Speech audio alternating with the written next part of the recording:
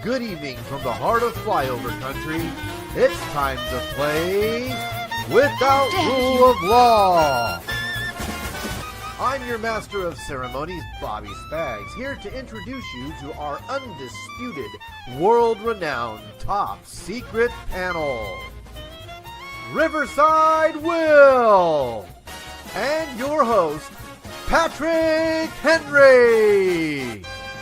And now it's time to play Without Rule of Law, the card game that gets you navigating the unthinkable and asks, can you brave a world beyond law? Take it away, Patrick Henry. Good evening, ladies and gentlemen. Thank you for joining us this fine Monday evening. It is Monday, August the 18th, and I am here with my best friend, my ride or die, my cohort in crime, the one and only MC of the MPP, my VP, and the Ayatollah of rock and rolla himself, the one and only Bobby Spagnola. What's up, folks? How are you all doing tonight? We got the Bobby Spags in the crew tonight, and then backstage we have some very special guests. Bobby, you want to? We don't want to tell anybody yet. No. Let's bring in our other normal panelists, and then we'll bring in the special guests. So you guys know this guy. You've seen him before. He's a regular. He's a cast member on the shenanigans that go on here behind the scenes at MPP. The one and only Peter Parker of Kansas City, Riverside Will! Woo! Today he's not Peter Parker. Today he has his skull. Where's your skull at? Your skull horn. Show us your skull. Yeah, there we go. We can't tell you what he's drinking legally, but that's okay. So also we have some very special guests in the waiting in the background behind stage this evening. You guys probably know them. We dropped some nuggets, some wisdom nuggets on you this weekend about who we have in the background. So I'll just bring them in real quick. Let's just bring them in real quick. Do it. Okay, so here we go. We have the one and only TJ Morris.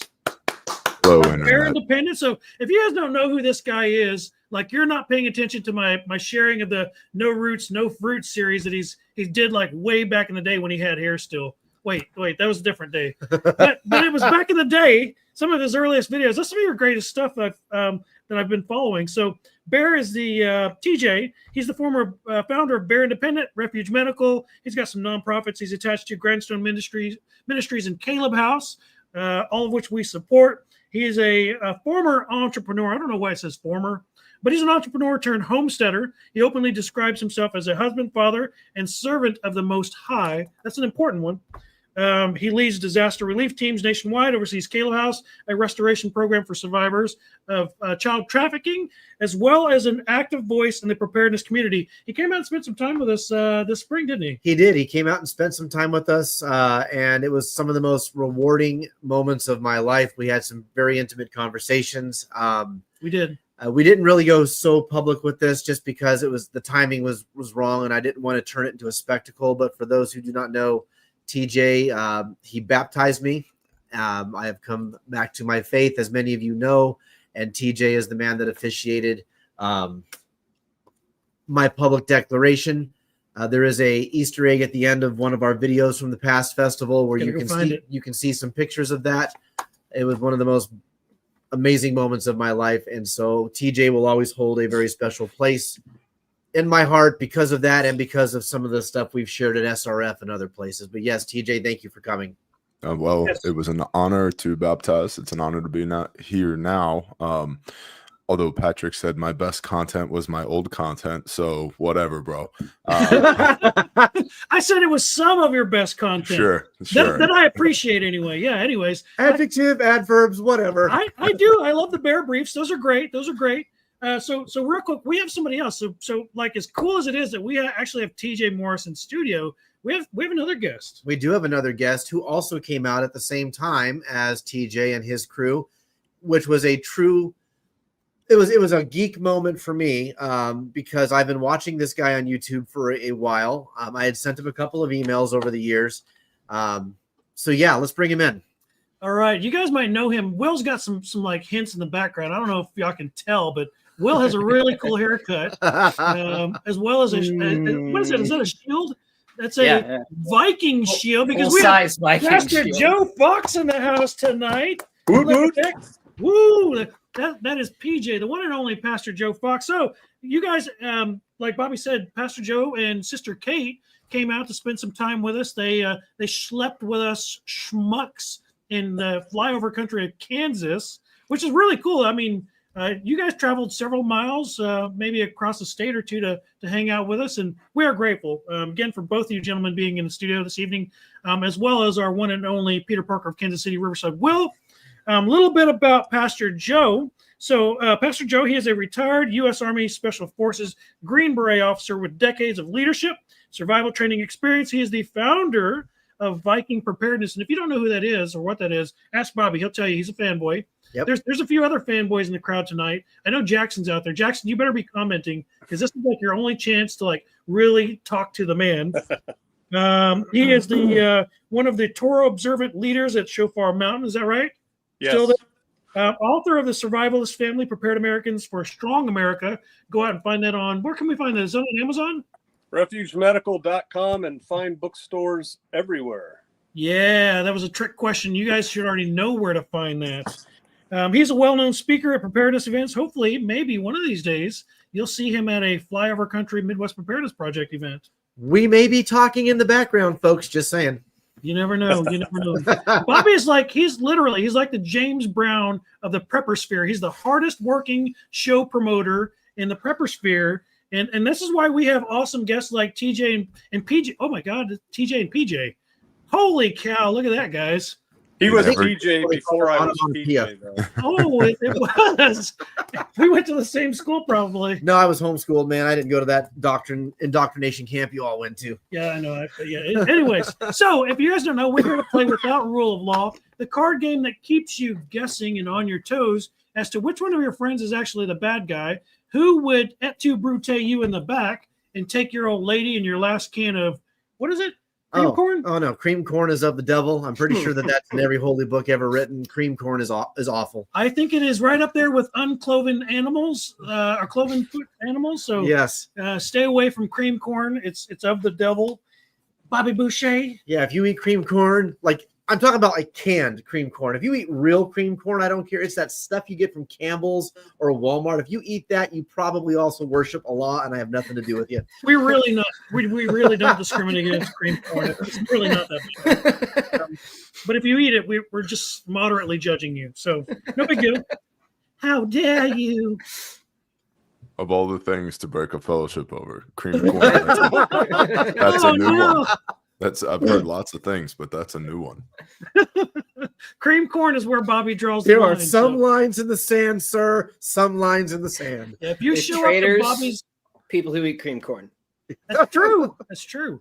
If you show up to his camp with a can of cream corn, he's putting you in the gallery. You know what's going to happen now? Because we've made such a huge deal about cream corn for like 4 episodes in a row, this coming fall, I'm going to get like 8 people bringing me signed cans of creamed corn. Please do that. Please do that. Oh, yes, let's make a spectacle of that.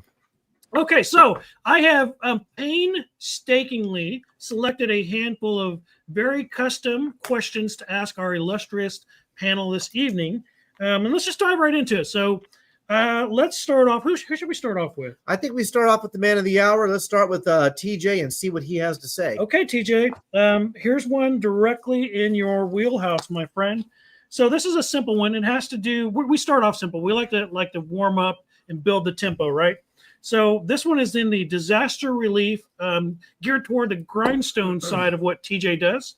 So in past disaster zones, you've brought order and aid into chaos. And in fact, just a side little detour, one of the most epic speeches Bobby ever heard was at Self-Reliance Festival a few years back, where TJ was talking about what was going on up in the mountains after Helene. Yeah. Oh my gosh, it was pivotal and life-changing. This dude came back and was like shaking. He was like, "I'm ready to go to war. Come on, Pat, grab your spear."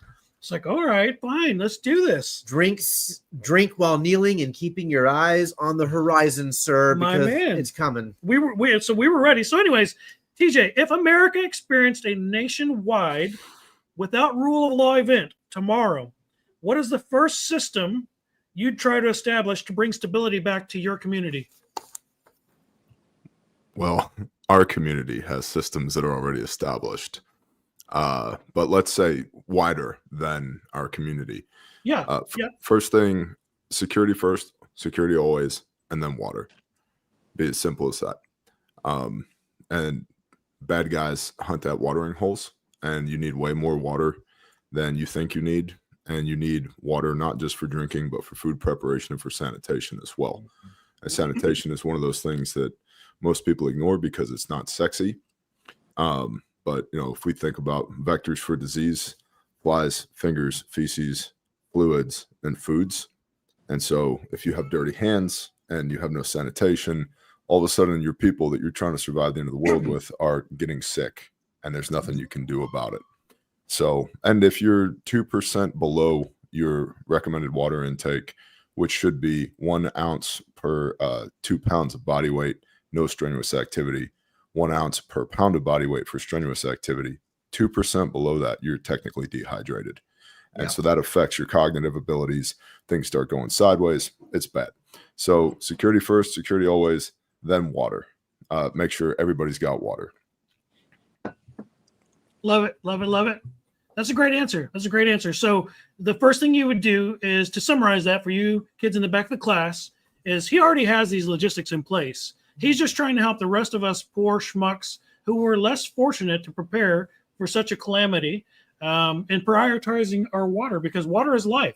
Like someone in the crowd said there, without water, I mean, it's one of those things that Bobby would absolutely have to eat his cream corn and get his his H2O from the cream corn through, because he didn't prepare with his little life straw. So are we actually dispelling the old prepper myth that it's 1 gallon of water per person per day? Because man, I heard that forever. Yep.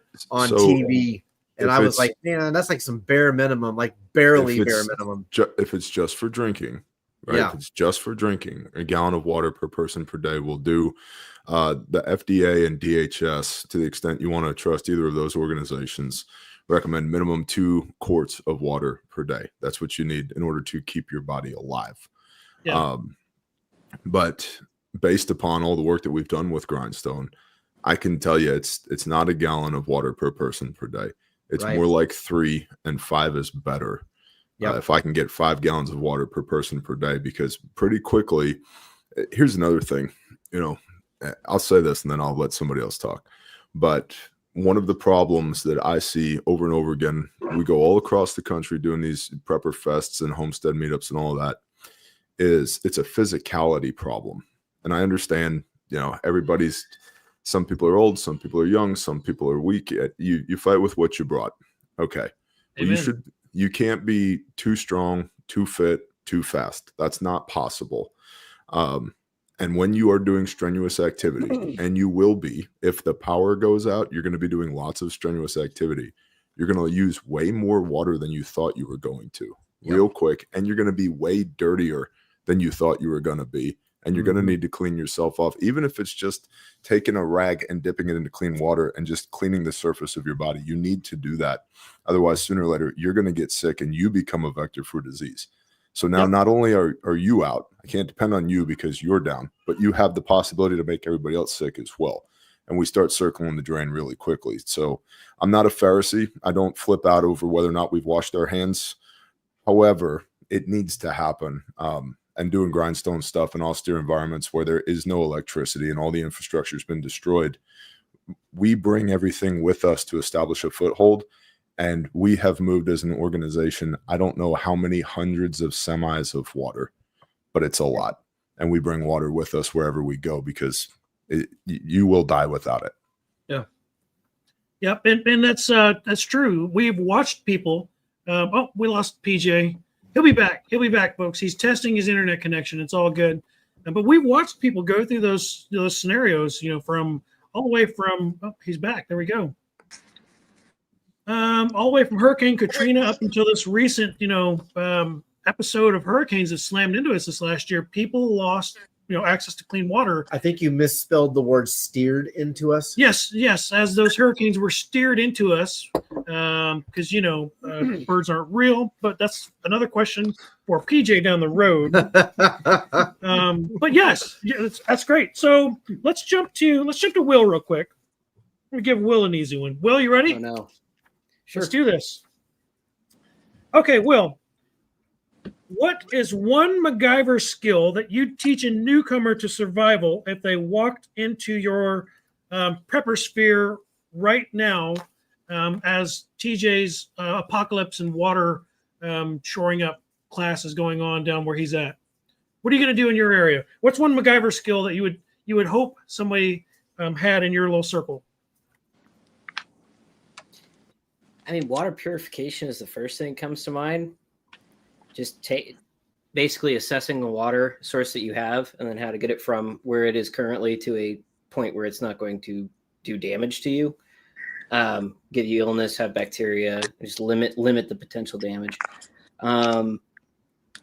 The second thing that I used to always teach when we were teaching classes was just, if you want to think in a MacGyver mindset, the first thing is to start thinking like MacGyver, in that you need to take principles and start applying them universally, distill things down to a more basic concept, and then learn how to apply that. So take the idea of I need to have clean water and learn like, all right, there's certain threats in there, bacterial and viral. I need to understand that threat, not just in water, but also in food, also in sanitation of my camp, also in how I manage those sanitation areas of my camp.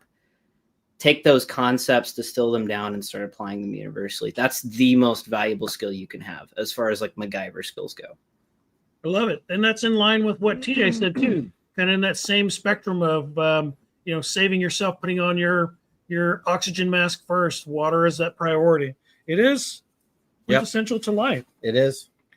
Should we give Pastor Joe one? I think it is. I think it's time to ask Pastor Joe Fox a question. Let's go to Pastor Joe. Okay, Pastor Joe, this is going to be an easy-ish one. I emphasize the ish.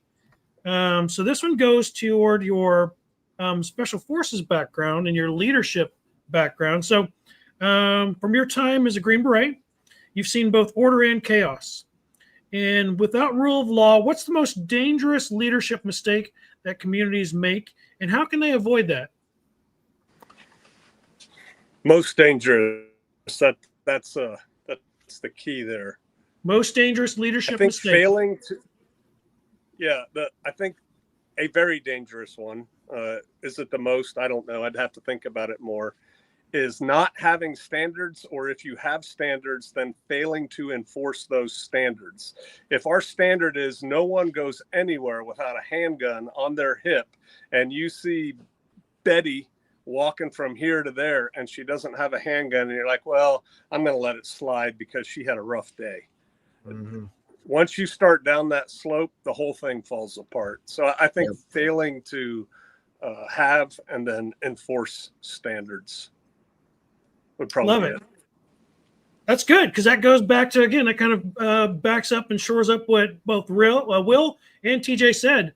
Having no standards, from whether it's carrying your sidearm, whether you're walking around the compound, or you're going out on patrol, or whether you're out there working in the water purification systems, or washing your hands before you sit down to eat.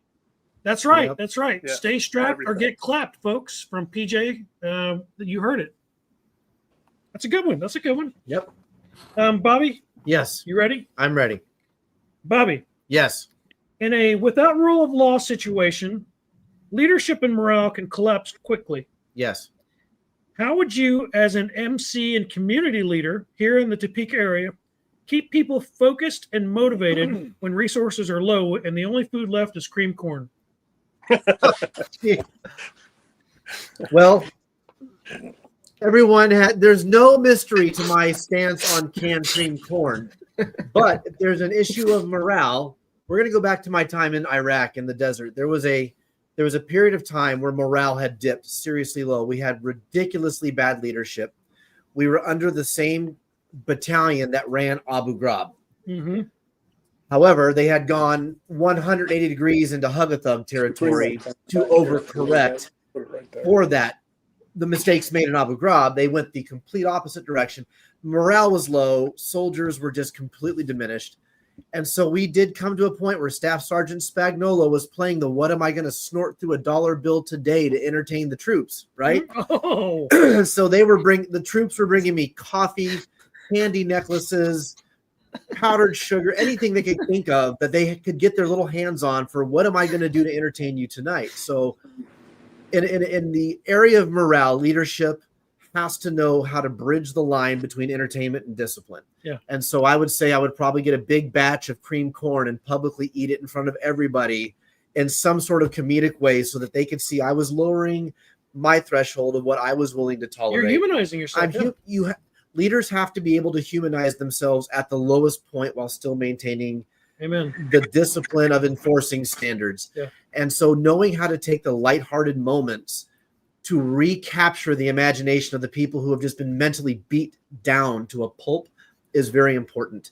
There's three kind of leaders. There's the ones everyone wants to frag because they're just out for themselves and they're selfish and they're assholes. We know those guys. You have the ones who are the extreme by the book, who people will obey and respect, but only because they have to.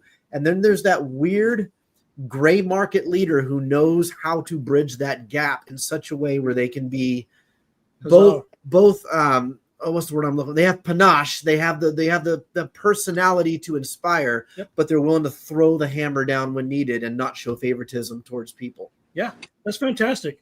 Yeah, the one thing that comes to mind when you were defining that well thought out and laid out answer is: has anyone here? Have you guys seen Nacho Libre, the movie with Jack Black where he's a wrestler? You guys seen that? There's a scene where he's like tasting the food that he's serving to the orphans, and like he tries the refried beans and he like sprays it out his nose. I immediately had that thought in my head when Bobby's like trying the cream corn through like a Coke straw, and like it all goes bad. But it's for the sake of morale. I said I was going to eat the cream corn. I didn't say I was going to snort the cream corn. My God. I'm just. I can see where this was headed. It's okay. It's okay. Yep. Let's do a bonus question real quick before we get to the half-hour mark. I got a really good one here. Really good one. Let's field this one to TJ. All right, TJ. It's kind of an awkward. Actually, this could go to either one. So you go to TJ, or I'll leave it in the air. Whichever one of you wants to jump on this grenade, feel free to handle this one. So, steam vents are erupting in Arkansas. The forests are beginning to shake, and the lizard people are crawling out of the ground. Livestock starts to vanish, hikers are disappearing, and the locals swear they're seeing glowing eyes in the dark along the tree line. Panic is spreading as rumors turn into hysteria. Do you rally people, send recon, or relocate? And how do you keep your community calm while deciding what you're going to do? Either one of you gentlemen. It's the lizard people! I have an answer, but I want to see what Pastor Joe's answer is first. Okay, wow. So this phone, you guys have convinced me I'm buying a new phone this week. I've overheated twice in this conversation, and now I have to literally hold it up to my ear to hear you. But my understanding is there's little glowing eyes and livestock has been disappearing and the people are panicking and worrying about that. Am I tracking? Yeah, so the lizard people have crawled out of the hot springs in Arkansas. Awesome. And they're attacking from the shadows. So the question is, going hunting. Okay. So, and then my dogs have more food to eat, and because I don't have enough food stored up for my dogs, and so we're going to be feeding them lizard people. I hear it tastes like chicken. I'm not kidding. Yeah. So my answer was, don't come steal our livestock. We're going to get you. Our eyes also glow in the dark. So yeah, our eyes can see. Yes. In the dark. Yeah, buddy. So we're commanded, fear nothing but the Lord your God, Yahweh your Elohim. All right, cool. We've been fighting lizards since the garden. What an opportunity. Let's go. This was a trick question. Yeah. Yes. I mean, so you asked, like, do we do a recon? Yeah, for sure. How many lizards are there? How many dudes do we need to take? 100%. What about the women and the children? They also have guns. They'll protect the livestock. We'll put men around them, and then we're going lizard hunting. And yeah, it sounds like fun, honestly. Like, so to your question to Bobby about morale, it's like morale is suffering. What do we do? Go kill the lizards. Yeah. Like, what a wonderful thing. Yes. I love where this is going. So everyone's unanimous across the board. I could just hear that line from Lord of the Rings. Lizard people's back on the table, boys. Yeah. Yep. I love it. I do too, man. I 100% agree. If there's a threat, you take on the threat. If you show cowardice or if you withdraw too long in order to think out a logical conclusion, you are going to lose the trust of your people. Yep. I have one caveat. If there's a million lizard people and they're all coming towards our position, okay, we're gonna scoot. We're gonna move. Sure. Movement is life. And then we'll put some standoff in between us and the lizard people. And then we're gonna figure out what we're gonna do about this lizard people problem. But 2 of you shall put 1,000 to flight. Okay, cool. Oh, so it's really just like, is this a 5.56 or a 7.62 problem? That's what I need to know. How thick are the scales on the front of these upright walking lizards? Exactly. Are these armored lizards, or are these just your common, average, everyday? Like, I don't know. We're gonna Like start with green Where's tip the aim and point? work our way up. Yep. Yeah. So Look, man, if they're lizards, we know they're physical, and if it's physical, it bleeds. Yeah. Are these armored lizards or Rosie O'Donnell lizards? Oh, wait a minute. At that point, we're dipping the bullets in pork. Just saying. if they're Rosie O'Donnell lizards, we can just slowly walk away from them and it'll be fine. Or put a phone in front of them and tell them to argue about something, and they'll get so distracted you can go on with your life because they won't do anything else. Everybody here's a whole nother walk thing. for your lives. So Pastor Joe brings up his dogs. There's several different categories of dogs, and we as a people trend in the direction of dogs that are also weapons. Yes. Right. We have many weaponized canines. And so like if they're Rosie O'Donnell lizards, the dogs can just feed themselves. We can save the ammunition. We're good to go. It's like free ranging your chickens, but different. Yes. Yeah. I mean, it wouldn't surprise me at all. Of all the things that my dogs have killed. You have the option to slowly build fence around where they're at because they're not going anywhere. Right. You can corral them very, very methodically. Let's do one more real quick before the top of the half hour. And we talk about our first show sponsor of the evening. Yes. This one's going to go to, let's go back to Riverside, Will. Will, that was a fantastic answer in your first one. I'm hoping you don't disappoint us on the next one. Well, not that you would.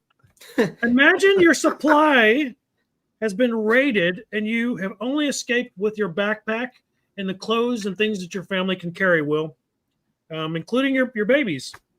What 5 items are in your bag without question? Like what is one thing that's your ride or die? This is what I've gotten. Every pack I have.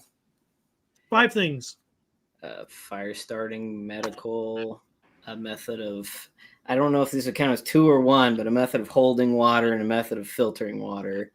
Okay. Some form of shelter. That's depending on whether or not we counted the water and filtering. I'm at 5. If I get 1 more, bladed implement of some form. Okay. Whether that be big heavy knife or medium axe, it's going to kind of depend on which particular bag I've got my hands on, but it's going to be one of those 2. Something bladed, something that filters, something that patches or treats wounds. What else did you say there? Fire and water. Fire and water. Fire, water, shelter. And implement. Yeah, that's fair. Usually not in the bag. On the person would be bang bang device, but as far as priority goes in the bag, the bang bang device usually is on person because I can't risk having it be that. In the bag is just extra seeds for the bang bang device. It's a little extra. Too many steps to get to it back there, but yep. You always need that. So somebody said whistle, first aid, the 12 C's. There's a bunch of good answers here in the comment section tonight. A lot of good people. Sister Kate's in the house tonight. Hello, Sister Kate. Good to see you. Looks like we know you from somewhere. Hope and Healing Homestead is in the crowd tonight. Betty is in the homestead. Hello, everyone. Shofar Acres is in the crowd tonight. Hello. Good to see you guys. Bobby, so at the top of the half hour, how about we talk about our first show sponsor tonight? All right, our first show sponsor, and this is a sponsor for our fall festival coming up October 24th to the 28th here at Clinton Lake, Kansas, is of course Refuge Medical. They agreed to sponsor us. They will be sending us they have sent us one of their travel facts. Thank you so much, TJ. Thank you to the team at Refuge. Thank you to everyone there who is so responsive and answers and they've answered the call. There will be a Refuge Medical travel fact on the stage. You can win it. That you can win if you come and attend the Fall Festival. Yep. So do you have their banner to put up? Yeah. Please go to their website, show them love, show them respect. People like this give freely of their time, energy, and treasure to support events like Midwest Preparedness Project. And Midwest Preparedness Project, honestly, at this stage of our development would not exist if it was not for our sponsors. We still do not charge admission to Midwest Preparedness Project events. That probably will not always be the case, but for now it is. And so we only make money by the sponsors giving us stuff to give away. Yes, what's going on, TJ? I would like to add, for everybody who's in the audience that has not gone to a Midwest Preparedness Project event, I go to a lot of prepper fests and homesteader things and all that. I'm not tooting my own horn, but requested to go speak and appear all across the country, as is Pastor Joe. And so I have a large sample size when it comes to prepper events, homesteader events, all of that. The Midwestern Preparedness Project is by far the most family-friendly, best vibe event I've ever been to. And I don't know if that's something that conveys to everybody who's in the audience. I've been to a lot of these things, and a lot of them are very tactical, or they're the really nice homesteader people that have beautiful Instagram pages, stuff like that. We eat our sheep, I don't pet them, I eat them, and so it's kind of a different vibe. But it was really encouraging when we were out with y'all in the spring to see that not just that there were whole families there, but that the event itself was planned with the family in mind. And so for everybody who's listening, the barrier to entry for you is not cost. I know that because I know these gentlemen who put the event on. It's really just the travel and deciding that you're going to go. And I would strongly encourage you to go. There are other great events too. Self-Reliance Festival comes to mind. Kentucky Sustainable Living comes to mind. But what you guys are doing there in Kansas, it was so cool to see whole families that are getting involved in preparedness, that are, when William was talking about processing a sheep and all those little kids were around and just watching, right? Mm-hmm. And that vibe is not something that I think most people understand. So it's incredibly family friendly. And I would encourage everybody within the sound of my voice to go to that event. I know that these gentlemen are doing it out of a conviction of their heart, not because they're getting rich on it. They're definitely not getting rich on it. It costs them to put these events on, and they're doing it because they care. So you should absolutely go to the Midwestern Preparedness Project events. They're worth your time. So just wanted to add that. Thank you so much for those words. It is a labor of love. The amount of weight it takes to put something like this on in your spare time, because we all have jobs. Yeah. We all have families. My oldest daughter is about to give birth to my granddaughter. My second grandchild is coming the week before, or this week 2 times removed before our festival. Yeah. And then I'm traveling to Self-Reliance Festival to do their emceeing for them. So these things are not easy to put on. There's a lot of logistics. There's a lot of team building, and we have an amazing team. We do. Christy puts on all of our children's events. And like TJ said, we do not want to put husbands and wives in conflict. We do not want to put husbands and wives in competition. That is the myth of two household voting, as far as I'm concerned, is it puts people in conflict with each other and it breaks up home dynamics.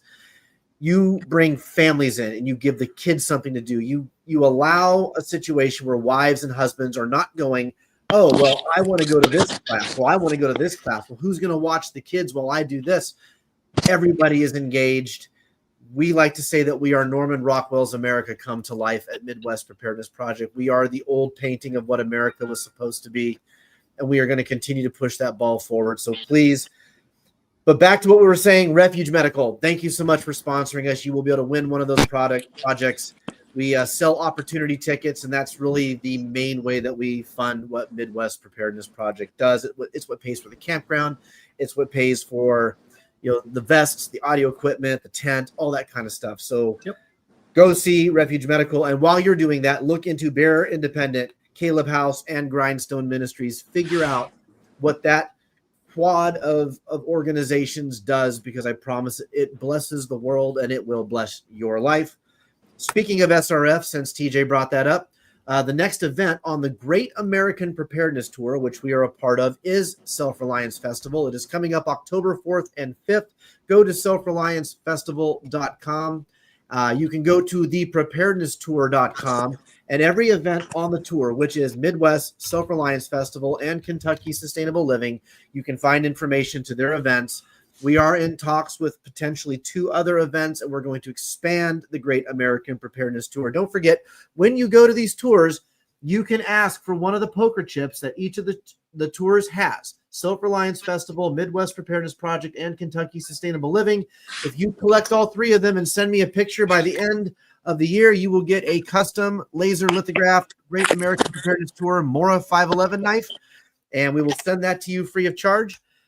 We work with Nicole and Shelly and Jason and all those great people to get the knives, get the tokens, and make it kind of a fun, old school travel across the country and put a stamp on the side of your Winnebago, or put the stamp on the side of your suitcase the way it was back in the old days. We're trying to bring that idea back, and there's going to be more events that we add to the Great American Preparedness Tour. You bet. So come see me if you want at the Self-Reliance Festival. I will be emceeing their events. Nicole has me come out as her MC.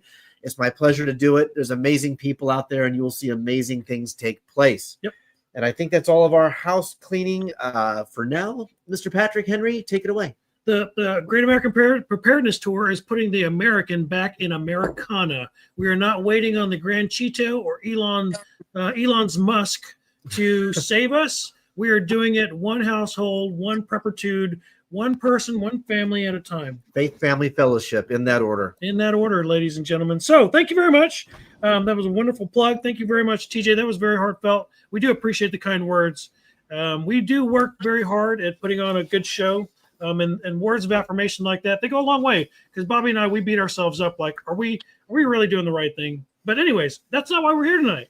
We're here to play without rule of law. So let's pivot back to Pastor Joe. All right, Pastor Joe. This is a good one. So this is in the realm of family preparedness. So you wrote The Survivalist Family a few years ago, right? I did. It's a great book. Go to refugemedical.com, buy the book. And maybe at one of these events, you can have Pastor Joe sign it and autograph it for you live. Who knows? You never know. But anyways, you wrote this fantastic book. Looking at the state of the world today, what's the single lesson from that book that has only grown more urgent in the current world? Well, the overarching lesson of the book is in the title. It's to get one's family prepared. And when I say prepared, I'm not playing, what was that? What kind of preppers was that? The TV show? Oh, Doomsday Preppers? Yeah, Doomsday Preppers. We're preparing for an economic crisis or, whatever. I say that you prepare. Basic and intermediate preparedness covers most things, but you have to do it. It kind of goes back to your comment. We're not looking to split couples apart or pit them against one another or anything like that. Well, it's the same thing with kids. In too many cases, the children are kind of left out. And I think it's like TJ said, some events, it's the tactical survival event where people show up and it's like a dude thing.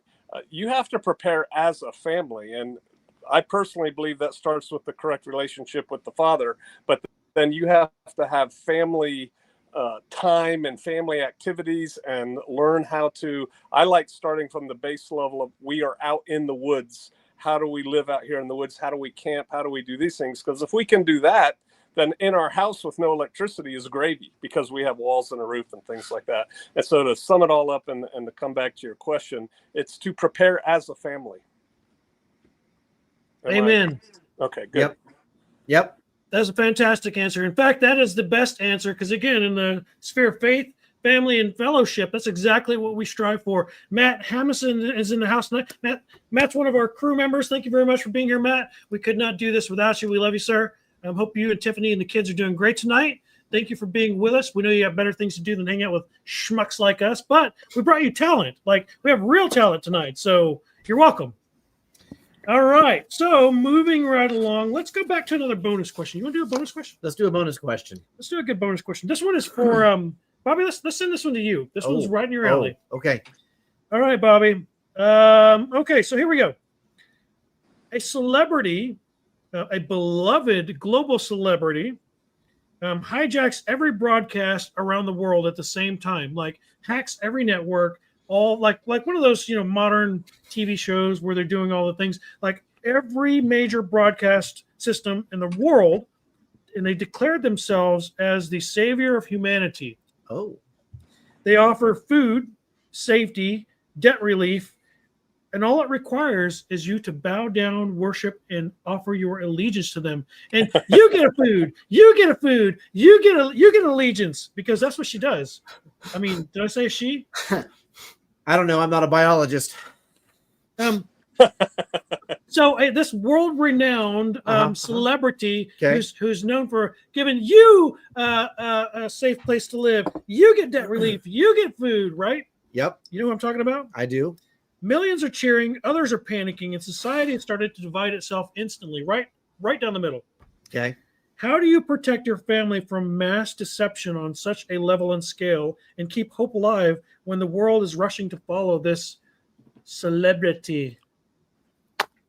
I count myself very lucky in the fact that nobody in my family views celebrity as important to begin with. And so just because a talking head on TV says something, most, if not all the people in my family would probably actually start laughing. If I'm going to be completely honest, they'd be like, what the shit is this? Like, what? So first and foremost, you have to have foundationally predicated this years in advance by building a family that does not care about celebrity in the first place. So now we'll fast forward to the now. Shadrach, Meshach, and Abednego, I am not going to stand up for your special song. I am not going to bow down to your special icon. There is no idols in my life. There is no graven image. And so if you are somebody who can be beguiled by the promise of food, safety, and shelter and warmth because a celebrity said so, it means you never took the steps to ensure that there was food, warmth, safety in your house to begin with. You have failed as a man. Go to the corner and think about what you've done and come back in 2 days when you've reconsidered and you have a 500-word report detailing your failure to me. My man, that's a fantastic answer. TJ, you look like you want to speak to that. Do you have some words there you'd like to share with that? Real quick, it's awesome seeing in the crowd tonight. Local prepper, thank you, my friend. Local prepper, my friend. So many years ago, decades ago, in upstate New York, I sold firewood. I had a tree business. I cut timber and I sold firewood. And this pimped out Crown Vic pulls into my driveway one day. And 4 gentlemen in 3-piece suits get out. And they're standing in the driveway. And they're all standing there. You know, they look like Secret Service, except they're not. And one of them goes, "We'd like to buy some of this wood." I'm like, "Okay. Like, how much wood do we need?" I don't know. What are you doing? "Well, we'd like to have a fire a few times a year." And I'm like, "Okay, well, I sell it by the cord. 4 by 4 by 8, right? How much is that?" "It's $100. Like I said, this is a long time ago, right? Wow. And so, they're like, "Yeah, we'll take a cord." I said, "Great. Where do you want it?" They said, "Put it in the trunk." I said, "Well, that's not going to work. You can't fit a cord of firewood in the trunk of a Crown Vic." "Great trunk. You're not getting a cord of firewood in there." So I load up, I don't know, man, 50 pieces in the trunk, and they're picking up the firewood like this, holding it, with 2 fingers, set carefully into the trunk. I'm like, okay, something's going on here. And they said, "Thank you so much." They hand me a $100 bill. I'm like, "That's not a cord." They're like, "It's fine, take it." "You got it." The following day, they come back. They said, "Sir, it's good to see you again. We'd like to get 12 of those cords." Yes, they're cords. "We'd like to get 12 cords." "Okay, sounds great. Do you want me to deliver it?" No. We'll handle the delivery." "Okay, you show up with a truck. I'll put 12 cords of wood in there." So I'm thinking dump truck's going to show up semi. It will use the bucket on the machine, fill it full of firewood. A Ryder rent truck shows up. And I'm like, well, you're not getting 12 cords of firewood on that, but okay. And 4 more guys, suit, tie, vest, the whole 9, pocket square, get out. And I'm noticing, so I'm in upstate New York. New York is a diverse state, but I'm like, these are all African-American gentlemen. How interesting. And so we start, then they're still moving firewood like this, 2 fingers into the back of the truck. So they'll say, we'll load it. In an hour, they'd gotten 50 pieces into the truck. So me and my dad go out there and we just start chucking firewood in the back of the truck. And there's 1.5 cords on the rider truck and it's squatting, you know. I said, do you want me to just deliver the rest of it? They go, yeah, that'd be great. Long story short, I might have stuck a semi truck in Oprah's front yard once upon a time back in the day. Yes. If these are her henchmen, we're gonna be fine. So I just want to let everybody know I have met Oprah's henchmen. We're gonna be fine. They won't even touch firewood with more than 2 fingers. This is a real story. It actually happened. She can hack into Starlink and CNN all she wants. We're gonna be totally okay. They won't even touch firewood. So that is outstanding. That is outstanding. I ruined her front yard. It was great. Thank you. That is Thank awesome. you for your service to the world. Yes. We appreciate that. I have often said whenever technology goes down, like all of a sudden my cell phone drops, I'm like, oh, I'm in a black hole. I'm like, if this is the best the Illuminati can do, if this is the peak of what they can do, I'm really liking my choices because I can do a whole lot more with this carbon steel Mora knife. Amen. Than they can apparently do with this in the middle of Kansas. I think we're going to be fine. We're probably going to be all right there. Just saying. Yep. So yeah, that was a great answer. Thank you, gentlemen. Anybody else want to touch that celebrity appearance there before we move on? Yeah, I think we beat that one to death. I think we tore down that idol. Let's go back to Pastor Joe. All right, Pastor Joe. Yep. All right. This one has to do with experience in community building, something that you have right in your backyard, right? Yep. So having built a community off grid in your spare time, besides writing a book and being an awesome individual, what's the biggest myth people have about bugging out and living without modern systems? Oh, please just pick one. My wife and I, SK, were just having a conversation on this. A lot of people, they like the idea of being in community. They like the idea, you added it, of being in community off grid. It sounds cool. It plays well in magazines. It's great in books. And so when they come out, whether that's for a visit or a temporary trial or something like that, they usually do okay for about 4 days. Honestly, just 4 days. And then they start obsessing about things like chiggers and ticks and dirt and outhouses and the work. That's another thing people don't understand is the actual physical work that's required. And you said bugging out, but you also said community and off grid. We're not sitting around having these lovely conversations day in and day out, drinking Mai Tais or iced tea or whatever on the porch and looking out over a picture perfect homestead. It requires work. And unless one is pretty wealthy, independently wealthy and has money coming in, you're going to do that work yourself. You pay somebody to come, put in your raised bed gardens. You're not going to have many raised bed gardens, or again, you could do that, I guess, if you had a lot of money. But then when it comes time to build your own raised bed gardens after the event and you've paid somebody to do it all this time, you're going to be behind the curve again. So it takes a lot of work. People, I had a t-shirt for a while, get comfortable being uncomfortable. People don't like to be uncomfortable, especially Americans. We're blessed in that we're a very civilized society. And, I showed you guys in the pre-show, it's 90 some degrees right here in my office. That would just make people go, what? Yep. And I'm actually feeling okay. I'm warm, but I'm okay. SK and I love it when we stay in a hotel. We stay in a hotel probably 5 times a year for various things. I love it. It's like all the hot water that I can have. You know, the bed is huge and clean, and the house, you know, the room is clean, and it's just, oh, it's so nice. But we're in a hotel for about 48 hours, and we're ready to come home to this. Yeah. So, yeah, I think the difficulty, people don't understand that. Yes. That's a fantastic answer. I think we will accept that answer. Thank you, sir. Do I get my token? You have to come to a Midwest Preparedness Project festival to receive No, your I meant token. I thought we were playing a game and we're moving around a board or something. Oh yeah. yes, You pass yes. go. You get to collect your $200. Yeah, but, Okay, it's only awesome. but it's only in post 2024 fiat currency. Enjoy your magnetic strips. Hey, or it could be in cryptocurrency. I mean, you know, Trump just did. He did. Oh yeah, $200 in SHIB. Yeah, We're there good. you We're go. good. Yes. Hey, look at that. See, Here you go. He knows what's up. That's for you, PJ. I got you. Thanks, He's sir. got you.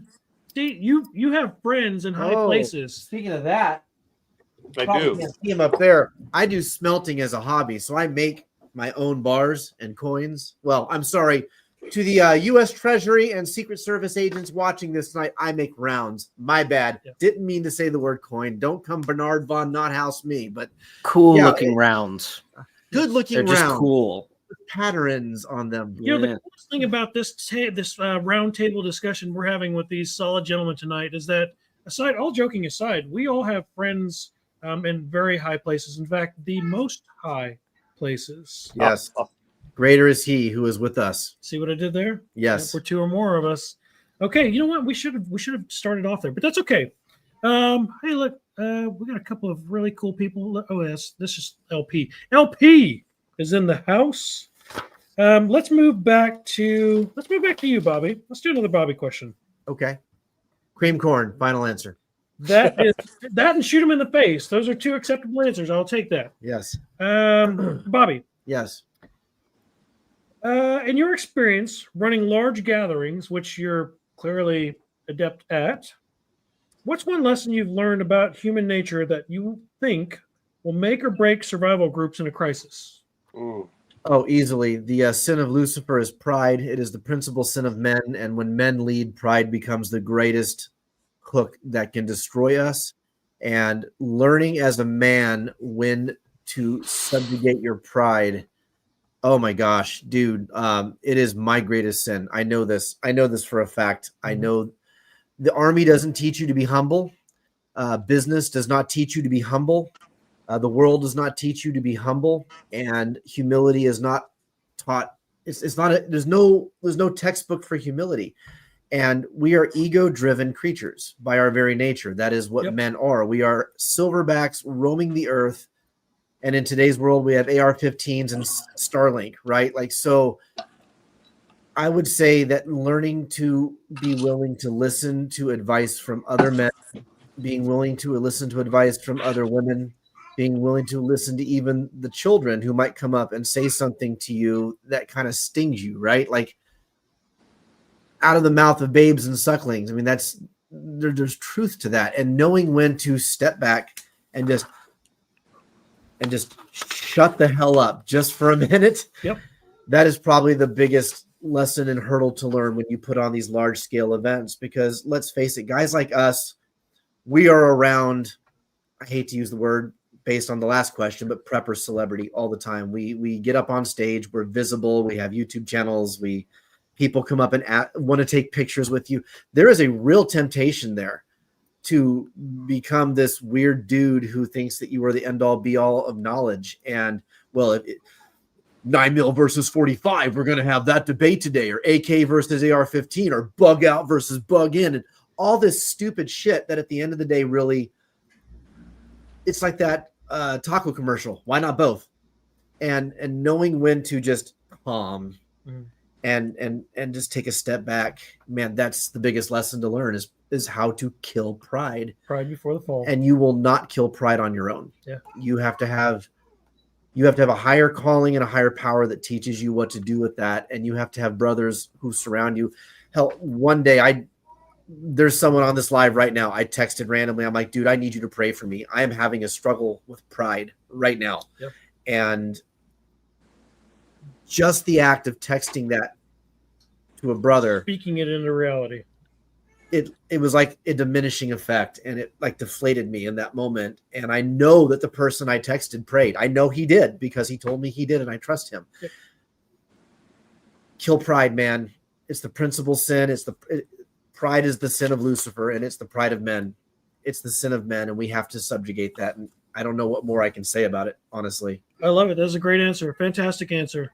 You know, it's this harkens me back to the spring festival. TJ was speaking to us. He's speaking to our crowd. He gave a fantastic dissertation on a whole lot of things, but mainly about group building, group dynamics, kind of what it takes to vet people, to build that trust and verification in terms of how your inner, outer, and then extreme outer circles work or operate. And it was really interesting because in that presentation, TJ was talking about how, if the chips fell and the shit hit the fan today, TJ and his crew, they're out there with us, a bunch of nobodies that he doesn't know, right? He's got a handful of dudes. Dudley, JT's with you. I think who else was there? Pastor Joe. Yeah, Joe was there. Refuge medical guy. Bo was there hanging out with us. So TJ and Pastor Joe are hanging out with us, and SK, we will call her SK from now on. They're all hanging out with us, and Bear said, "Look, here's the thing: if the shit hits the fan right now, I'm in charge. Me and my crew are taking over, or we're gonna bounce." And somebody came up to me afterwards and was like, could you? I mean, really? Like, would you guys really let that dude take over? And we were like, yeah. We all have a place, man. Like, I know what my leadership abilities are from my time in the military and in the mercenary corps and stuff. And I also know I'm 46 and I have the knees of a 46-year-old guy who feels like he's 50. And I have not been to the mountains doing hurricane relief. TJ has. Yeah. Well, let me clarify, because that statement sounds prideful when it's taken out of context, right? Hey, if something goes down right now, we're in charge, right? Yeah. And the qualifier to that was, y'all are really nice people. I don't know you. Right. I don't know what I'm working with. We're not there yet, right? And the whole conversation was trust, verification, and compartmentalization, right? So in the context of that conversation, I know Pastor Joe, right? He brought up, how much work it is to be off grid. He and I have done work days together where afterwards we've sat on the porch and not said a word to each other for over an hour, but just sat there and just like looked off the porch and sipped a drink until finally an hour later, it's like, okay, we can both have a conversation now. We have context and dwell time. I have context and dwell time with the people that I have brought to this event. Part of why I brought these people to this event is because I have context and dwell time with them. If something goes sideways, I have a posse with me that we can move about the battle space. I can get back home again. If that's not an option, and I have all these wonderful people at Midwestern Preparedness Project that I don't know, I need to see what we're working with here, because, and I made this statement in the talk, my goal is to get home again. Yep. Right? It's faith, right? Family, fellowship. My man. Yep. Right? I am biblically responsible for my wife and my children, right? They are, for lack of a better word, property of the Most High that's just on loan to me. They belong to him before they ever belonged to me, and the Father has seen fit to entrust their well-being to me. So I got to get home again, right? And so what's my end goal? It's get home again. I've had that conversation. We just got back from Georgia, training law enforcement out in Georgia, and my stated intent at the beginning of every class was, my goal is to get you home again, and my goal is to get me home again too, right? And so that's the direction that I approach preparedness from. And so I know that I ruffled some feathers when I said that, but it made a point, to the point that we're still talking about it now, half a year later. Yep. But you know what? They also didn't hear the second part of what you said. Hey, we're in charge or we're going to bounce. So right. It's not like we're telling you're a slave, you're a private, you're going to go do these things. It's like, hey, we're in charge because we know what we're doing. We've done it before. And if you want to be part of that, awesome. We'll help you too. If you don't want to be part of it, you're free to go. We're not holding you here.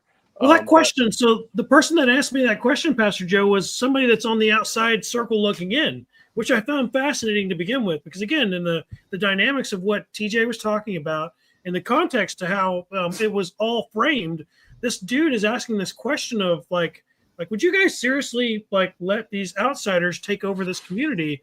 And again, we were like, yeah. I mean, I'd let them take over before I'd let you take over. But I didn't say that to the guy. I didn't want to hurt his feelings. He was just trying to understand. And it was just interesting to me that I thought that of pride in the moment. So well, kind of going back to the pride humility thing and bringing it back to the word, we are in a hierarchical structure. We're in a hierarchical structure spiritually, and the way it's designed is a hierarchical structure physically. You know, Moses's father-in-law, it's like, hey man, you got too much going on here. You need to divide it up. You know, you need to have captains of hundreds, thousands, 50s, 10s, and that's a hierarchy. And that's exactly, I mean, TJ and I didn't dissect that conversation afterwards, but it would be like, all right, you've got a group of people here. You guys are together. Who's in charge of you guys? You are. Okay, what do you guys feel like your capabilities are? This. Cool. You're in charge of that. You know, and it's just how you organize people. And if you were in the military, you know that. Just picture, 100%. You know, you land on the drop zone in Normandy, and there's just scattered remnants of troops, and you've got a group of 15 guys from 3 different, you know, brigades or something. Hey, the senior ranking guy is going to organize those guys together and say, "Here's what we're doing. Let's go." Right. Even if they weren't on paper in the same line item. I mean, yeah, exactly. That's how it works. And what we tried to impress upon the guy that asked that was, look, at the end of the day, after 3 or 4 days, normalcy will start to reach, right? Once these guys know who we are and we know who they are, I guarantee there's going to be symmetry. Our people who rise to the top will, their people that rise to the top will, there will be collaboration. Because at the end of the day, none of us want to be in charge of 1,000 preppers. We just don't, man. You all smell funny. Like, some of you guys have some weird things you think about. Like, we don't want to be in charge of you, but we will be in charge of you because 100%. That's calling. Or we're out or you're out. That's just how that works. We're not seeking totalitarianism. We just know how to manage logistics. And you know, that's another thing too. You talked about this guy was on the outside looking in. I tell people this all the time. You're gonna be part of a group. When this whole thing falls apart, you are gonna be part of a group. Right now, you think you're Mr. or Miss Individualist, Survivalist. You got it all. You got self-autonomy. I tell people, form your group now. Find or form your group now, because that way you can control what kind of group you're in. The group TJ and I are in, we know without even knowing the person, some of the people that well, I know exactly how they're going to react in several circumstances because I know what their core and their base is. If you end up with a group of biker cannibals, because that's the only way you can survive, biker cannibal, and that's not a good thing. Right. I just want to add this as well. I have been blessed to lead organizations since like I was a teenager. I've never asked for it. It's just something the Father has had me doing my entire life. And the only reason I get anything noteworthy done is because of all the awesome people that I get to do life with. It's just but somebody, here's what most people are looking for. They're typically looking for permission to do the thing that they should be doing anyway. They're like, what do you think, boss? Should we? Yeah, you should do that. Go for it. Or slight critiques. Great idea. I would execute it this way rather than that way, but I love it. Go with it, right? And so most people are afraid to have final executive authority on anything. And that's just been my life for 2.5, 3 decades at this point. And so when I say I'm in charge, that doesn't, like, I'm not a dictator. It's like, hey, Patrick, you got your guys. Will, you got your guys. PJ, you got your guys. Bobby, you've got your guys. And gals, let's figure this out. What do we need? All right. Every morning at 07, we're meeting here under the tent, and let's figure this thing out. Okay. Because somebody's got to be the jerk. Somebody's got to be the a-hole. Somebody has to say no. Right? I'm founder and CEO of all these different organizations. Most of my job is saying yes or saying no. Simple as that. and just leaving everybody else the hell alone. Let them do what they need to do, and then be easy to find if there's something they need an answer to. So that's different than like, I'm not Pol Pot. You know what I mean? I'm not a dictator. Yeah. But yeah, cool. I think we've beaten this dead horse. Captains of 10. Captains of 10. Yep. Amen. So real quick, we're at the top of the hour. Yes. Bobby, you want to talk about our next show sponsor? Yes. The next show sponsor is Thunderhill Farms. They've agreed to sponsor us again this fall with a lovely gift basket full of their jams, jellies, sauces, dips, cowboy candy, which is my favorite because who doesn't like a little indigestion on a Thursday evening? But Carrie and Glenn Torgler from Thunderhill's Farm will be sending us another box of treats. They'll be vending with us, won't they? They will be there. They will be vending with us as well. So they are a show sponsor and a vendor. So make sure you come to the Fall Festival this September 24th to 28th at Clinton Lake, Kansas. All information at www.midwestpreparednessproject.com. All social media, the same name. And don't forget that the next major event on the Great American Preparedness Tour is Self-Reliance Festival. My good friend and show bestie, Nicole Sauce, will be hosting their event out at, I believe it's going to be at the Birdsong Marina. Which, oh my God, that place is awesome. If you've never been to Birdsong Marina, it is the place that ex-CIA agents go to disappear. Yeah. It is the weirdest accumulation of weird RV, tiny home, mobile home people in the world, and they're all friendly. They're all nice. There's a place you can go shuck oysters to find your own freshwater pearls. There's a museum about all that. We're pretty sure that there's some weird stuff going on. Like in the area, it's just a very eclectic, unique little community. And I have stayed there now three times, and I have loved it every single time. So the event is moving off of John Willis's compound, the SOE compound, into Birdsong, so they have room to grow and expand their operation past where the fences at John's place could contain it. I highly recommend you go to Self-Reliance Festival. Check out what Nicole Sauce and her crew is there doing. Bottom. Nicole is also a sponsor of us with Hollow Rose Coffee. She has been sponsoring us for years. She has traveled to our events the weekend before her own event just to be a part of it. Yeah. And she and us are growing together, as well as Kentucky Sustainable Living on the Great American Preparedness Tour. So we love you, Nicole. You literally can see Bobby Spags, the MC, at two events, 2 weekends in a row, Midwest Preparedness Project and then Self-Reliance Festival. And then guess what? I am taking a long needed break from peopling. I will be done with the 2025 tour season, and I will just fall back into the loving arms of my family, a new grandchild. Thank you, Jenny. And get the hell out of the public limelight for a while, because being in the spotlight can absolutely take a toll on you. It drains your coins, doesn't it? Dude, there's a social battery, and the older you get, the bandwidth gets lower and lower, and your tolerance gets lower and lower. So yeah. 2 more opportunities to see me, to meet me, and to see these 2 amazing events, and to see Carrie and Glenn Torgler. Get your tokens. Get your tokens, and then by the end of the year, you can send me a picture, and we will send you a knife. Yep, you're gonna love it. You're gonna miss it. Don't miss it. Be there or be squared. And that's kind of lame. But I know. The only reason not to go to a preparedness event like these 3 events is just your own apathy and your lack of action. There's no reason not to go to these events.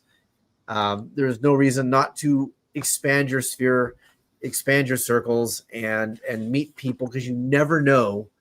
1, you never know who you will meet that will become a good potential ally. But 2, you will also never know who you will hang out with in that environment that convinces you they absolutely are not supposed to be part of your inner circle.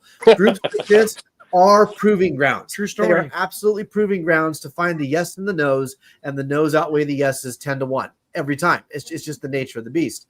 So, yeah, get off your ass and come to these events, man. It's going to be awesome for you, the wife, the kids, all that. We have broken friendships and made dozens of more friendships in the process of doing this. And, Yes. and there is a social battery. There's social capital that is expended and depleted at all of these events. And I'm not saying that in a negative light. I'm saying that we're grateful. Like Bobby and I, we do these things. Will, he shows up with the family every time. We give of ourselves freely. Because it's like TJ said, we do this because we love you guys. We want you to be prepared. We want you to be spiritually prepared. We want you to be physically prepared. We want your families to be prepared. And who knows? Maybe next time Bobby and I will be helping people come to the Lord, and maybe baptize a few people in the river. Who knows? Do it. Yep. Do it. My Do man. it. My wife keeps telling me, she's like, yeah, okay, I'll let you do it. I was scared of Right. TJ. Don't be scared of him, Tara. No, the Hey. coolest part of that Hey. baptism, though, the coolest part, though, is as J.A. Dudley is sitting there blowing the Shofar. horn, the shofar, and then TJ gets up and does the final blow. There are Chinook helicopters just coming in Oh, you guys. because all the ROTC guys at, I believe, K-State and KU universities are jumping out of the back of these Chinooks. And so there's these government helicopters coming True down, story. coming right off the water as these dudes are jumping in. But I don't know. I think TJ saw this when we all came out of the water at the end. One of the wives, and I don't remember who it was, looks over, and on a rock like 10 feet from us is a copperhead just coiled up looking at us. Yeah. And we all kind of went over and looked and go, oh yeah, it was literally coiled up The serpent was watching. just looking at us, watching what we were doing. And as we left, I looked over and I'm like, you lost 3 today. You lost 3 today. And I know that that's probably corny and it's, correlation is not causation, but I am a firm believer that there are signs and wonders and there are things you will see. And sometimes the things you are led to see, you're meant to see. And when I saw that, I'm like, man, it could just be chance that poisonous snake was curled up right there when the 3 of us were 10 feet leaving the fold of evil. But you lost 3 today, dude. And I was really, that was cool. There are no coincidences. There are no coincidences. And so, the snake was meant to see that, and you were meant to see the snake. I believe that's what I believe. That's what I choose to believe. That's what I choose to have faith and believe that was things like that don't just happen. It was the wrong time of day for it to be out in the first damn place, just hanging out, doing nothing. Dude. That time of day, they're normally under rocks hiding, right? So when that happened, I'm like, yeah, I see what happened there. You lost 3 today, dude. We had the serpent on the rock, and we had black helicopters dropping squatties in the lake. Like it was pretty cool. Like it was not a coincidence. It was memorable. That's for sure. It was awesome. So we're getting late. It's burning into the hours. I don't want to take too much of you fine gentlemen's evenings this morning or this evening. So Will, let's pivot back to Will real quick, and I got one more for TJ, and then we'll do one more bonus question, and we'll call it a night. Okay. So Will, going back to you, my friend. Let me find my Will list. Oh, there we go. Will, as someone who has equipped people for survival, what's the one piece of gear most people underestimate, but would absolutely regret not having in a world without rule of law? So you named the 5 things that are in your pack. What's one piece of gear that's absolutely quintessential to survival? But underrated. You can't say cream corn. Oh, shucks. Oh, no. Ah. How dare you? I've got one that's been like wickedly helpful to me recently that I've been using pretty much every day. It's not something that I sold though. Pliers, just like a good pair. Ooh. A lot of people carry a Leatherman, and a lot of people carry like a multi-tool. A lot of people have filters and blah blah blah blah blah blah blah.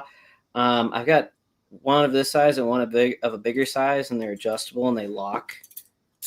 Yep, good pair of pliers. Fantastic, and go for the name brand. It's worth it. Yeah. Nipex. Those are the Nipex. ones. These are Nipex Cobras. Yes. Hardened faith. I was telling you guys when we got on this call, I had an issue with my well, and I had to replace a lot of stuff in my house in the plumbing. I was sitting there with 3 separate tools, well, a lot more than 3, but a lot of tools. And the 2 that I ended up using the most was this and another pair of Cobras. And then I've used them on fixing my lawnmower in my car and pretty much everything in between there. As far as random tools that people don't think they have, these or ladyfinger crowbars are the 2 that I've used the most recently that most people probably just don't think to get. Yep. Bobby echoed that. He said tin snips or a good pair of bolt cutters. Oh, yeah. I use tin snips for more. I've never cut tin with tin snip. No, not at once. There are 1,000 things I have cut with tin snips. from baling Yeah. wire to, cutting the heads off of, or the part off of a screw if I don't have my oscillating saw. I have used tin snips. I have probably blasphemed the name of tin snips in so many ways that the inventors of tin snips would be rolling in their graves like, did you use it literally to pull a nail? Yes, it's what I had. Seriously. And it worked. So tin snips Tin snips. Tin snips are some of the most versatile tools on the planet. Yep. Yeah. All right, TJ, I'm going to throw this one at you. So this one goes back to the line of faith and family, okay? So you often emphasize being a servant of the Most High, right? That's fair? Correct. How does faith influence your decision-making when the line between self-preservation and self-sacrifice are razor thin? Oof. It's a good question. It goes back to what Pastor Joe was saying about hierarchy. Okay. My wife is my father-in-law, my father-in-law is the creator of the universe, right? Yep. The creator knew my children before they were formed in the womb. So we call this positions of strength, right? I can't help you if I can't help myself. I can't give you something that I don't have. If you need strength and I'm weak, I can't give it to you. If you need peace and I'm chaos, I can't give it to you, right? And so PJ uses this phrase all the time: circles within circles within circles within circles, right? Yeah. So if we think of like a bullseye target, that innermost circle is me and the Most High. That's the bullseye. The next ring out from that is me and my wife and the Most High. Next ring out from that is me and my wife and my kids and the Most High. And then out from that, for us, we have this wonderful, beautiful community that is a preparedness community, but that's the second most important thing we do. The first most important thing we do is we worship and fellowship together. Amen. And we take that really seriously. It's a non-negotiable core value, right? Like, you can know nothing about preparedness but be interested, but have a deep and abiding faith in the Messiah and be trying to walk in his ways, and that'll get you in to who we are, but not the other way around. You can be a trillionaire. If Elon Musk walked up and was like, "Hey guys, I want to join your prepper crew. Like, tell me about your faith." And he's like, "Well, I think robots are God and we should all live on Mars." Like, next, you can't hang out here. Not with us. So how does it inform our decision making?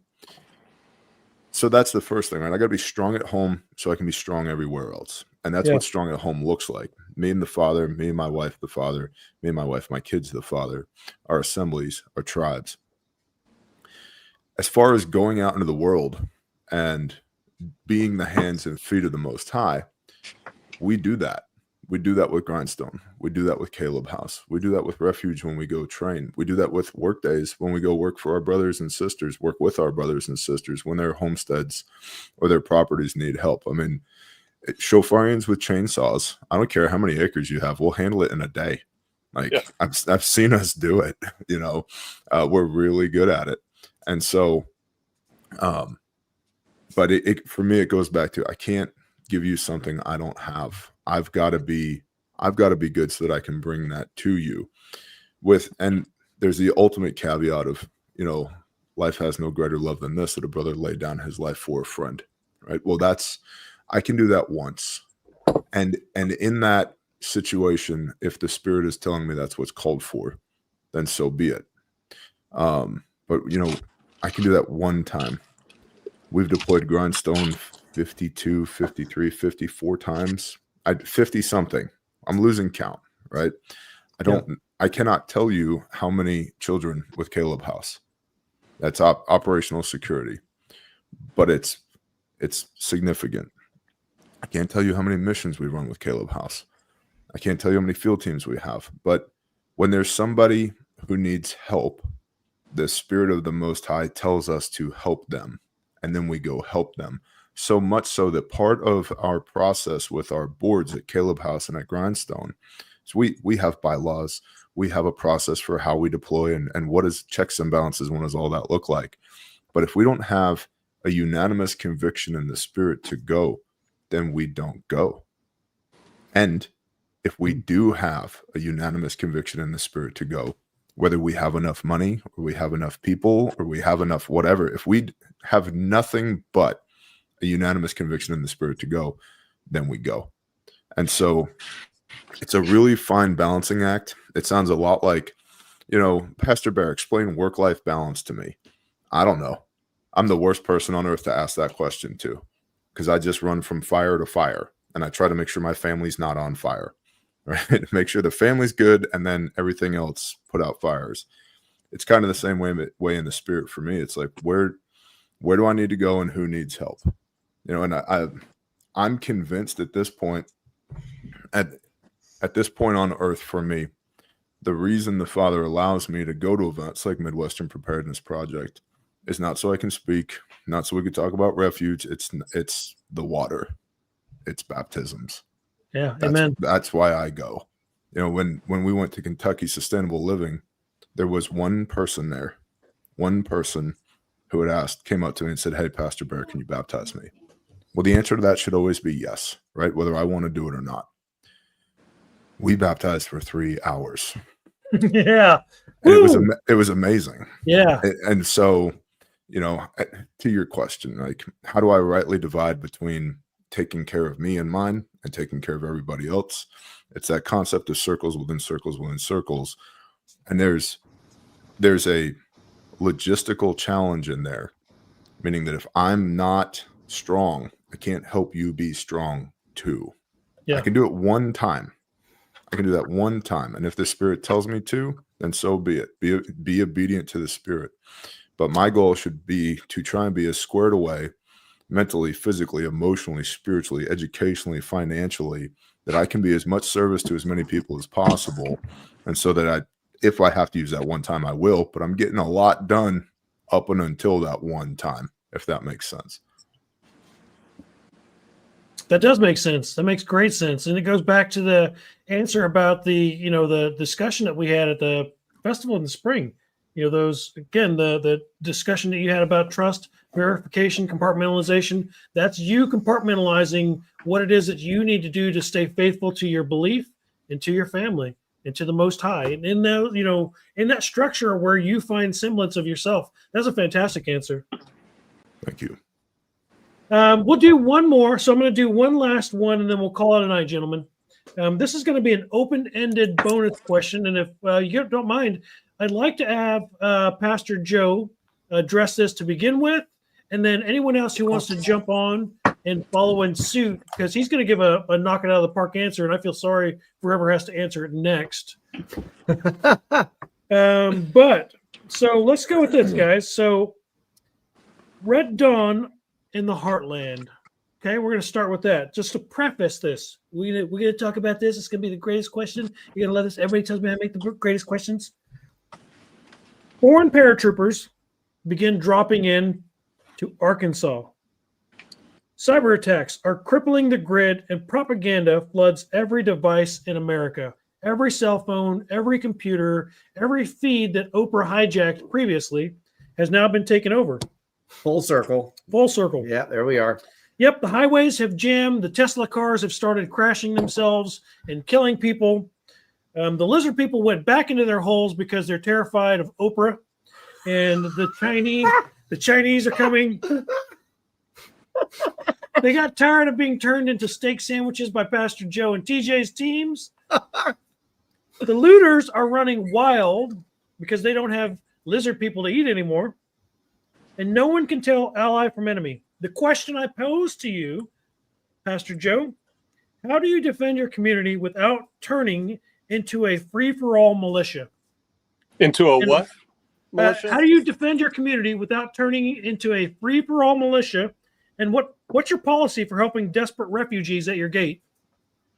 So 2 parts. Yeah, I'm not going to answer the second one because that's OPSEC. I'm just not going to do it. All right. The first one, my wife has a saying, don't start no stuff, won't be no stuff. Yep. We have our people, we have our allies, we have our area, if you will. Don't come here and try and do nonsense in that area. that I'm really not going to go too much deeper on it than that. But don't come here and start nonsense. Now, as I've said before, if it's the 44th Motorized Rifle Regiment, reconstituted of the Russian army that's coming and killing people and rolling, and the 82nd Airborne is behind us and they're setting up for a fight, we're out. We're gone. Yeah. I can't fight that. And I don't believe you started out with Red Dawn. I'll never be the guy standing on the rock with an AK over my head yelling Wolverines while the Hind D's coming in. Forget that, man. I'm going to run. Yeah, that's how you get turned But into as Pete far Mist. as if there's just looters and craziness going on, don't do it here. I'll leave it at that. I like it. That's mess around and find out. Straight from the mouth of MK. If you do come to Shofar Mountain and bring your nonsense, you will be met with extreme. Oh no, you didn't. So I would my standpoint on this. You said it was a round table, right? Fences and gates are a thing for a reason, right? They're a thing now for a reason. And I live in Oklahoma that has incredibly strong property laws. You put one big toe across my property line uninvited, I am authorized to use deadly force. Yep. Doesn't mean I have to, but I'm authorized. I've had people trespassing on my property who were really surprised to get white lighted from an AK at 3:00 in the morning. And then they stopped. Imagine that. They just stopped. Right. So that's the first thing. And the other thing is your question. You had a question about how do we tell the good people from the bad people, right? So that's target discrimination. We don't say we have to rise to the use of deadly force. We don't want to use deadly force on the wrong people. All right. So hands, hips, whole body, and attitude. That's what we need to see. What's in their hands? How are their hips moving? How are they moving? What's the whole body? What's direction of movement? And what's their attitude? If they're running at you, spraying an AK in the air, screaming obscenities while they're storming your gate, that's a pretty easy target to discriminate, right? You bet. And then if you've ever been to a refuge class, we open all of our civilian classes with a video of a guy who won't get on a bus. I'll leave it at that. And then bad stuff happens. And I make the point always, not only am I not getting on the bus, I'm not going to where the bus is. Yep. I'm just not going to be there. The easiest way to solve these problems is not be where these problems are in the first place. And that's what most people, they're doing the cost benefit analysis this very moment of do I stay in the overpopulated areas where no resources are produced because there's a job here, or my mother-in-law lives here, or the kids are in soccer or whatever, or do I strategically locate now? Pastor used to say all the time, leave early, avoid the rush, right?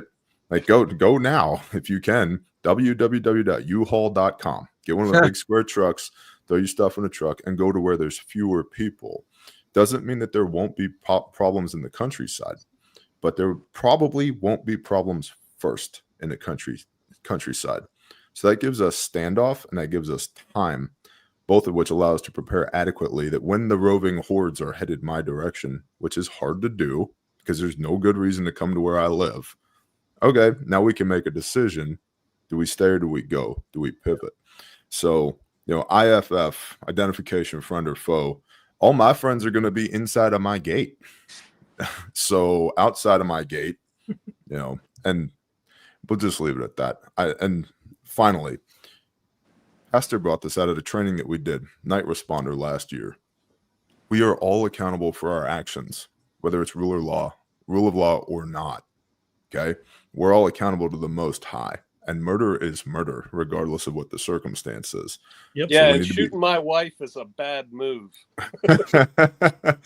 I watched under nods black wings come out of the back of Pastor Joe. His whole attitude changed. I was like, he is going to kill everyone. This is how it's going down, folks. Yeah. But yeah, I would just add those two things. Fences and gates are a thing for a reason. And when it comes to target discrimination, hands, hips, whole body, and attitude, what are they doing? What do you think, Riverside Will? The part of the question I kind of latched onto was the difference between this kind of how do you control your element versus allowing them just to kind of go nuts. Something I think we have to keep in mind, and especially because right now I'm in a room with very good leadership. And I think as leadership, like a very important thing to keep in mind with smaller structures is rigidity leads to fragility. Not having incredibly rigid structures leads to better anti-fragility. And when facing the kinds of things about which we talk, anti-fragile has almost always won historically. Europe to California has not won a fight against an anti-fragile structure in history. And I'm not going to use the I word for what an anti-fragile structure is because we're in a live stream, but you understand my meaning. You need to allow your group to operate at a level that is anti-fragile. That means that your group needs to have the independence to make decisions at the level that they need to make them. And you as a leader need to be accepting of that, but like obviously operating within the moral bounds that we've described. And I think kind of having that understanding of there's a moral level that we don't cross. And then within those moral bounds is a gray zone that I trust you, a person on my team, to execute on your moral understanding, to execute within the parameters that we've established. And I will not judge your maneuvers so long as they are morally within the understanding that we have and the parameters we have. You do what you need to do. Giving your organization the authority to act and operate at a level that they need to is how you traditionally find success against larger entities. Have you read The Starfish and the Spider? I have not. Oh, I recommend that to you because it touches on what you're talking about there. It's a fairly easy read. You could probably get it used on Amazon for $5 or $6. Understood. To Will's point, that was a great answer, Will. I'll add one thought to that. If you find yourself in a good group, and praise the Most High if you do, and you're not the type of person that takes initiative and operates autonomously within the parameters that have been set, you won't stay in a very good group for very long. Right. Because the good people in the good group will not tolerate your lethargy. It's just as simple as that. Right? So that's another thing that people don't want to talk about. But from a leadership standpoint, like Pastor, the first time I met Pastor, he's like, if you want to be a shofarian, be a shofarian. Like, what does that even mean? Right? Just show up and do stuff, be bought in. That's what that means, right? And so if you're from a leadership standpoint, I've got 100 fires I got to put out every day. Coddling somebody and patting them on the bottom and go, you're doing such a great job, man. If you could just improve in these few areas. No, I don't lead that way. I'm like, Will, this is what I need to happen. What do you need to make that happen? Oh, I'm good, boss. Awesome. Go make it happen. See me if you need anything. Cool. Later. Right. And so just to everybody who's in the chat right now, I'm an ENTJ. The J stands for judging. I just can't help it. It's the way the Father made me. If you find yourself in a good group and you are not bringing to the good group your own efforts, your own aspirations, if you're not plugging in and assisting, you won't be in a good group for very long. That's right. And then you'll be butthurt on the outside of the group because I'm going home again. I have a wife and kids. Pastor has a wife and kids, right? Like everybody here has wives and children that we got to take care of. And if you're not going to pull your weight, I can't pull it for you. We've all got to be striving together in the same direction or it's not going to work. Dragging dead weight destroys morale. It destroys operational capability. And it's just freaking annoying. So it won't be tolerated in a good group. Man, this is fantastic. So to all of you in the comment section and crowd tonight, these are nuggets of wisdom that some people will pay, college level funding to go ascertain. But here you are getting it for free from legends. And here we are standing on the shoulders of giants this evening with Pastor Joe Fox, Riverside Will, and the one and only TJ Morris, founder of Refuge Medical, and my man with a plan, Bobby Spags, the MC of the MPP. So we are getting close to 8:30. We're going to wind it down. Bobby, you have any closing thoughts for this wonderful panel? Yeah, just remember, as I always say, every decision in life is an economic decision. And if you don't know what that means, you should look into what that means. Everything you do is the exchange of energy, time, or resources. And when you make your decisions, make them understanding that you cannot allow your family, yourself, or your tribe to be at a net loss all the time. Altruism is for the weak. Reality is for the strong. And I'll leave it at that. Yep, don't do it, kids. Don't do it. Say no to drugs. And what he said. Well, thank you, everyone, for joining us this evening. All of the Bear Nation folks, all of the Chauffeurians, all of the Riverside Williams, and fans of Peter Parker, we commend you. Thank you for joining us this wonderful evening. We could not have done this without you. Actually, we could have, but it would have sucked. It would have sucked without them. We'd have just been talking to ourselves like a couple of dudes talking to ourselves. It'd have been me and Greta and a can of cream corn, and nobody pays to watch that.